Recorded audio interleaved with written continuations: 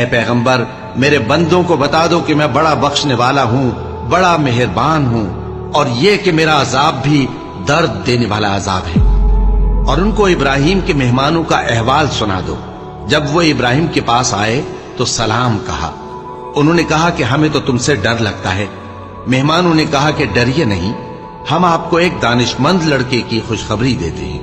وہ بولے کہ جب مجھے بڑھاپے نے آ پکڑا تو تم خوشخبری دینے لگے، اب کاہے کی خوشخبری دیتے ہو؟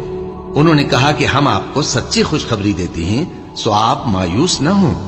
ابراہیم نے کہا کہ اللہ کی رحمت سے مایوس ہونا تو گمراہوں کا کام ہے۔ پھر کہنے لگے کہ فرشتوں، تمہارا اصل کام کیا ہے؟